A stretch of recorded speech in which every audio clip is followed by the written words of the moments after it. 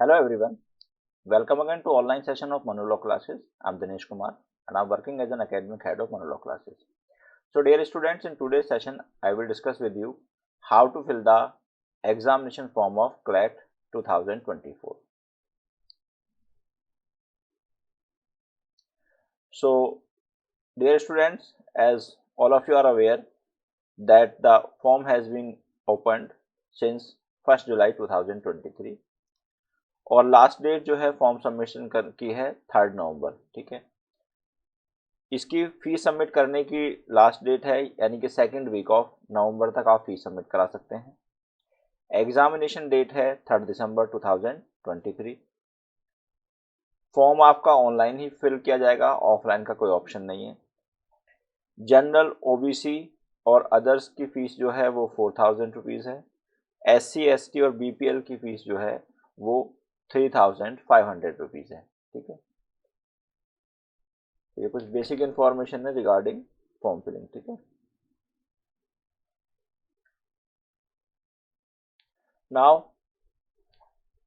For UG program CLAT जिसकी हम बात कर रहे हैं, आपको 12वीं पास होना चाहिए या अगर आप 12वीं क्लास में हैं, अपियरिंग स्टूडेंट हैं, तो भी आप क्लैट का फॉर्म फिल कर सकते हैं। मिनिमम मार्क्स जो है वो आपके 45% चाहिए होते हैं और SC ST कैंडिडेट के लिए 40% मार्क्स की जो है रिक्वायरमेंट होती है। क्लैट में कोई भी अपर एज लिमिट नहीं है। Now we come to this. So जब भी आप फॉर्म फिल करेंगे तो you are required to have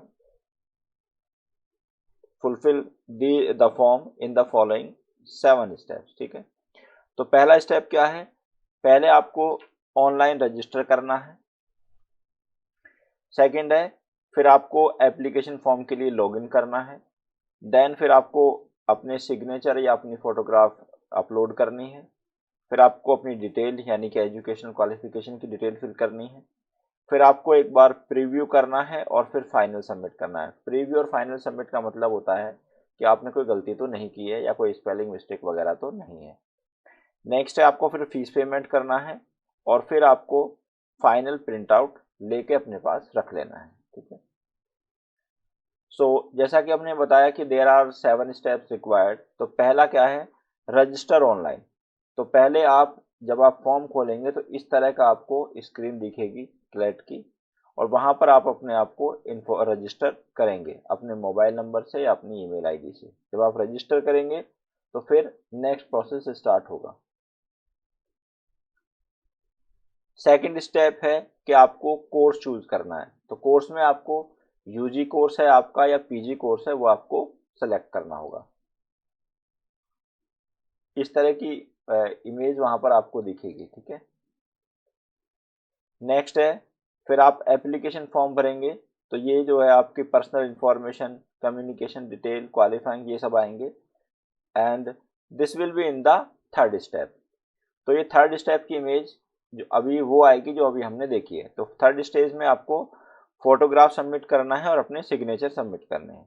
तो यहाँ पर कुछ थोड़े से इंपॉर्टेंट पॉइंट्स हैं जो आप सबको समझ लेने चाहिए। पहला पॉइंट ये है कि फोटोग्राफ जो है आपका वो रिसेंट पासपोर्ट साइज फोटोग्राफ होना चाहिए जिसपे नाम और डेट लिखा हो। नाम और डेट का पर्पज ये है कि आपने किस पर्टिकुलर डेट को वो फोटो खिंचवाया, ताकि कोई कैंडिडेट पुराना फोटो ना लगा दे। उससे बचने के लिए इस तरह के मेजर्स को अपनाया गया है। ठीक है, photograph should be coloured with clear background. तो प्रेफरेबली जो है आपकी बैकग्राउंड वो वाइट होनी चाहिए। ठीक है, it should be scanned image in GPG और जीपीईजी फॉर्मेट। तो जीपीजी या जीपीईजी फॉर्मेट में होनी चाहिए ये। और इसका डायमेंशंस जो है वो 200 मल्टीप्लाई 230 पिक्सल्स में होना चाहिए। The file size should be more than 20 KB and less than 50 KB। तो ये फाइल साइज जो है इसका 20 KB से ज़्यादा और 50 KB से कम होना चाहिए। Caps, hat and dark glasses are not acceptable. Religious headwear is allowed but it must not cover your face. ठीक है, तो जब आप अपना फोटो खिंचवाएंगे तो उसमें आप कैप्स या हैट्स या कोई डार्क ग्लासेस नहीं लगा सकते, लेकिन अगर आप कोई रिलीजियस ड्रेस को वियर कर रहे हैं तो वो अलाउड है, लेकिन उससे आपका चेहरा कवर नहीं होना चाहिए। Now we come to the signature. Signature should be done only by the candidate as it may be checked any time. तो यहाँ पर आपको अपने सिग्नेचर खुद ही करने चाहिए, ये कॉमन सेंस भी है, लेकिन कई बार स्टूडेंट क्या बोलते हैं कि किसी अपने फ्रेंड से बोल देते हैं कि तुम सिग्नेचर कर दो, तो दिस इज नॉट अलाउड, और ऐसा आपको बिल्कुल भी नहीं करना चाहिए। Applicant has to sign on white paper with black ink pen. तो सफेद कागज पर व्हाइट पेपर पर आपको काले पेन से सिग्नेचर करने हैं।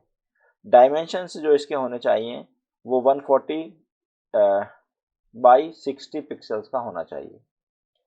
Size of file should be between 10 KB to 20 KB।